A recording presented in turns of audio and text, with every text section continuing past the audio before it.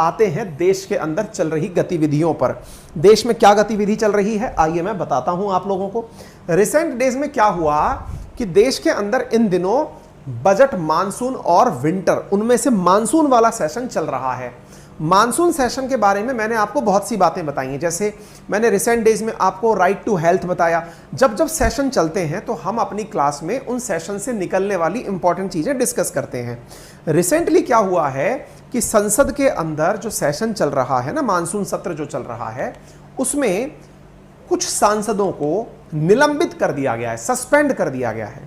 Suspend करने का मतलब क्या हुआ? सस्पेंड का मतलब यह हुआ कि आप 7 दिन तक या फिर इस वीक के अंदर जो और दिन बचे हैं उतने दिन आप संसद की कार्यवाही में भाग नहीं लेंगे।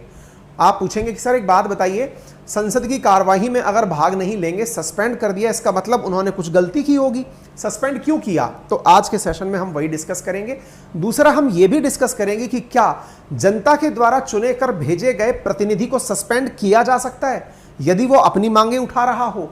फिर बड़ा सवाल यह भी बनता है कि ऐसा उसने क्यों किया, यानी क्यों वो मजबूर हुआ। सारे पक्ष विपक्ष की चर्चा करेंगे और कानूनी रूप से यह जानने का प्रयास करेंगे कि क्या प्रावधान है जिसके चलते किसी सांसद को सस्पेंड किया जा सकता है। तो सुनिए ध्यान से, यह आपके सामने खबर है। सुबह तक की खबर थी कि साहब जो कल सुबह तक की खबर थी कि 19 राज्यसभा के सांसद और 4 लोकसभा के सांसद निलंबित कर दिए गए थे। तो 19 और 4 हुए 23, और अभी की अपडेटेड खबर यह कि 24 सांसद अभी तक सस्पेंड हो चुके हैं राज्यसभा और लोकसभा से। आप पूछेंगे ऐसा कौन हो गया चौथा, मतलब नेक्स्ट अपडेटेड लेवल पर कौन आ गया? तो साहब जो संजय सिंह है ना आम आदमी पार्टी के, वो भी सस्पेंड हो गए। सस्पेंड होने का मतलब है कि इन्होंने कुछ गड़बड़ किया होगा। तो 24 सांसद सस्पेंड हुए, उनमें से सोमवार को 4 थे लोकसभा से सस्पेंड हुए थे, मंगलवार को राज्यसभा से 19 सस्पेंड हुए और बुधवार को राज्यसभा से 1 व्यक्ति सस्पेंड हुआ। कुल मिलाकर 24 सांसद अभी तक सस्पेंड हो चुके हैं। क्यों हुए?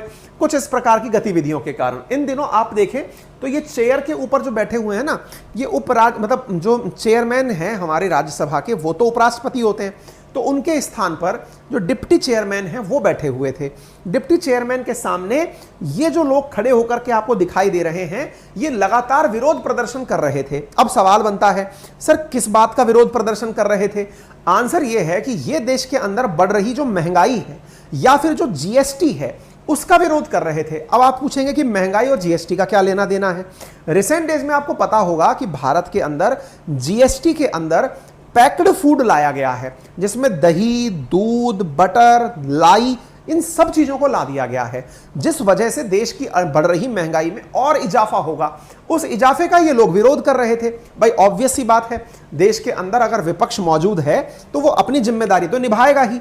इस विरोध के चलते इन सांसदों को सस्पेंड कर दिया गया। अब आप पूछेंगे सर ये इसमें गलत क्या बात थी? ये सही तो प्रदर्शन कर रहे थे, यहां नहीं करेंगे तो कहां करेंगे? सुनेगा कौन? इनको सस्पेंड कर दिया, 19 सांसद राज्यसभा से आपने सस्पेंड हो गए। कौन सी पार्टी के हैं? ये सब पार्टी आपके सामने लिखी हुई है, आप देख लीजिएगा। अब सवाल बनता है कि सर गलत क्या था? तो ध्यान से सुनिए, संसद में हर किसी व्यक्ति को बोलने का मौका मिलता है। बोलने के मौके मिलते समय संसद की पूरी अपनी कार्यवाही के नियम कानून होते हैं। उन नियम कानूनों की पालना से ही संसद आगे बढ़ती है।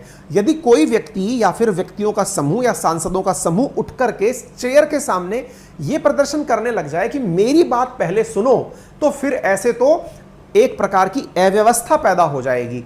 तो जो संसद चलाने की जिम्मेदारी दी गई है, जैसे लोकसभा चलाने की लोकसभा स्पीकर के पास है, वहीं राज्यसभा चलाने की उपराष्ट्रपति दैट इज राज्यसभा के चेयरमैन के पास है। तो ये लोग फिर अपनी संसद या सत्र को चलाएंगे कैसे?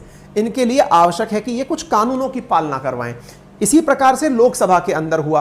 लोकसभा के अंदर जीएसटी के खिलाफ नारेबाजी करते समय जो है, आप यहां पर देख सकते हैं 25 जुलाई के दिन कांग्रेस के जो सांसद हैं वो स्पीकर के पास पहुंच गए, जिसके चलते 4 सांसद ज्योतिमणि, मणिकम टैगोर, टीएन प्रमाथंग, सराम्या हरिदास, इन सबको सस्पेंड कर दिया गया। यहां पर ये जो सांसद हैं ये सस्पेंड होने के बाद में बाहर अपनी तख्तियां लेकर आ गए और अपनी जेन्युइन बात दुनिया के सामने रख रहे हैं। सत्य है कि इनको यह प्रदर्शन करने का अधिकार है, बट जो नियम सदन के चल रहे हैं उनकी इन्होंने अवहेलना करी, जिस आधार पर इन्हें सस्पेंड कर दिया गया है। ठीक है ना?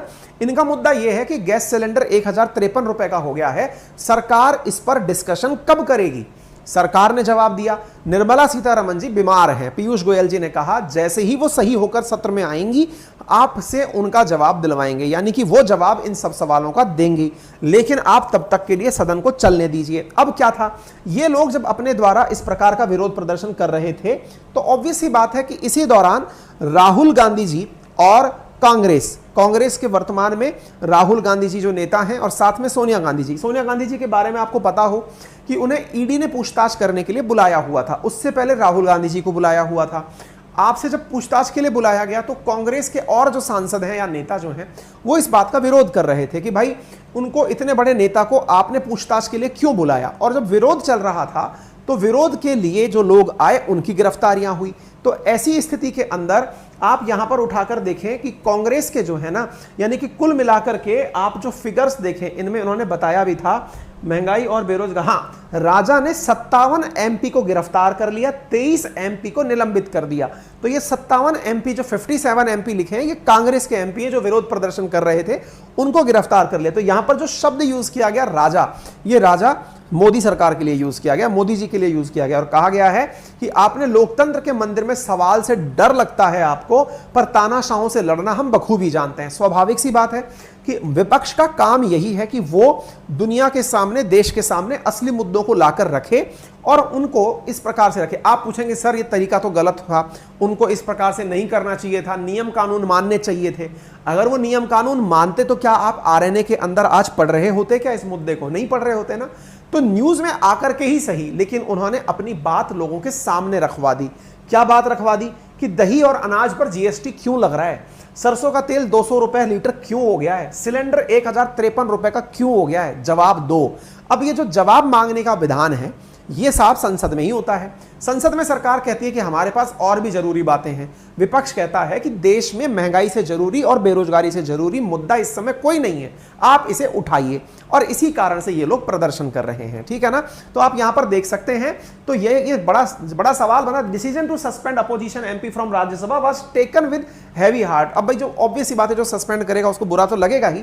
तो ये आपको बात समझो। अब हम थोड़ा सा बात करते हैं उस टेक्निकल पॉइंट की जिसके तहत सदन की कार्रवाइयां चलती हैं। तो आप इधर देखिए, रूल नंबर 374 जो है ना लोकसभा के अंदर, स्पीकर जो है वो इन कार्रवाइयों को इन्हीं रूल्स के अकॉर्डिंग करता है। 374 और 374A के तहत करता है।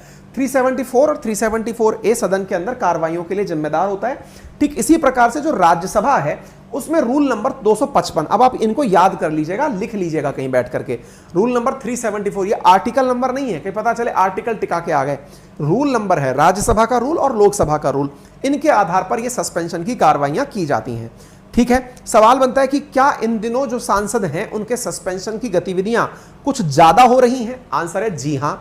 पहले ऐसा नहीं हुआ करता था, यदा कदा हुआ करता था, लेकिन 2019 से ये जो सस्पेंशन की गतिविधियां हैं ना ये बहुत ज्यादा बढ़ गई हैं, यानी विरोध प्रदर्शन करने वालों को सस्पेंड कर दिया जा रहा है। तो आपके लिए एक बेहतर सवाल बनता है, आप उसका आंसर खुद से लिखें। आप लिखें कि संसदीय कार्यप्रणाली में, विशेष रूप से लोकतंत्र की जो संसदीय प्रक्रिया है उसमें विपक्ष का प्रदर्शन करने पर सस्पेंड कर दिया जाना क्या सही है? नंबर 1 सवाल। दूसरी इंपॉर्टेंट बात, सस्पेंशन के नाम पर जब, अब देखिए सस्पेंड तो इसलिए किया गया क्योंकि प्रदर्शन चल रहे थे। अब एक दूसरा सवाल यह बनता है, साहब की एक बात बताइए, क्या ऐसे इन लोगों को खुले में प्रदर्शन करने का अधिकार मिल जाएगा? क्या फिर जनता के द्वारा जो चुनी गई सरकार है, जो मेजॉरिटी में बैठी है, वो फिर अपना काम कब करेगी? दोनों ही बातों पर आप अपने तर्क वितर्क लिखें। आप केवल ये बताएं कि संसदीय गतिविधियां जो हो रही हैं उसमें जनता का जो टैक्स पेड मनी है उसके माध्यम से संसद चलता है, सांसदों को तनख्वाहें दी जाती हैं। ऐसी स्थिति में वो सांसद अगर विरोध प्रदर्शन करके जो कंस्ट्रक्टिव डिबेट है उससे बच करके इस प्रकार के हथकंडे अपनाएंगे तो हार्ड अर्न जो टैक्स मनी है वो हमारी वेस्ट जाएगी। आपको एक जानकारी देता हूं जो रोचक है, वो ये है कि जो भी सांसद सस्पेंड किए जाते हैं इनकी तनख्वाह नहीं कटती है। अगर आप सरकारी सेवा में हैं और आपको सस्पेंड कर दिया जाए तो आपकी तनख्वाह कट जाती है, लेकिन सांसदों के केस में अगर सांसद सस्पेंड होते हैं तो उनकी तनख्वाहें नहीं कटती हैं। ठीक है ना।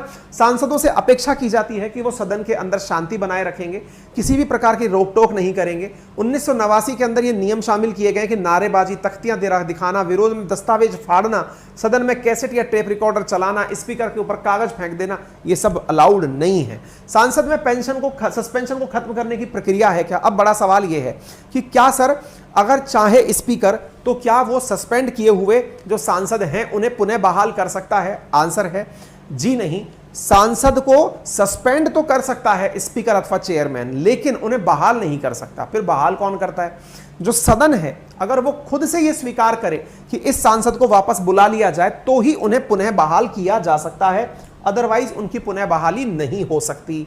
क्या सदन की कार्यवाही के दौरान जब सस्पेंड ये रहते हैं तो ऐसी स्थिति में इन्हें सैलरी मिलती है? जी हां, इन्हें सैलरी पूरी मिलती है। हालांकि यह काफी दिनों से चल रहा है कि काम नहीं तो वेतन नहीं का सिद्धांत इन पर भी लागू हो, लेकिन ऐसा इनके साथ में नहीं होता। ठीक है ना। सवाल बनता है कितने दिन के लिए सस्पेंड अभी किया गया है? तो अभी जो इस वीक के अंदर बचे हुए दिन रह गए हैं उतने दिन के लिए इनको किया गया है। ठीक है ना। ये सुनने में आपको आ जाना चाहिए। तो उम्मीद है कि आप लोगों को ये बात समझ में आ गई हो। ठीक है भाई, यहां तक समझ में आ गया? सस्पेंड करने का तरीका गलत है बेटा। तरीका गलत या सही ये अपोजिशन खुद से सोच रहा है। के लिए इतना ही। अपना ख्याल रखें। मेरा रेफरल कोड है अंकित 10, जिसका यूज करके अनअकैडमी के किसी भी सब्सक्रिप्शन पर आप 10% डिस्काउंट प्राप्त कर सकते हैं। अनअकैडमी पर एसएससी कैटेगरी, रेलवे कैटेगरी में अभी 29 जुलाई तक के लिए ऑफर को वैलिड कर दिया गया है। 20% की ऑफर, तो आप उसे यूज कर सकते हैं। Thank you so much.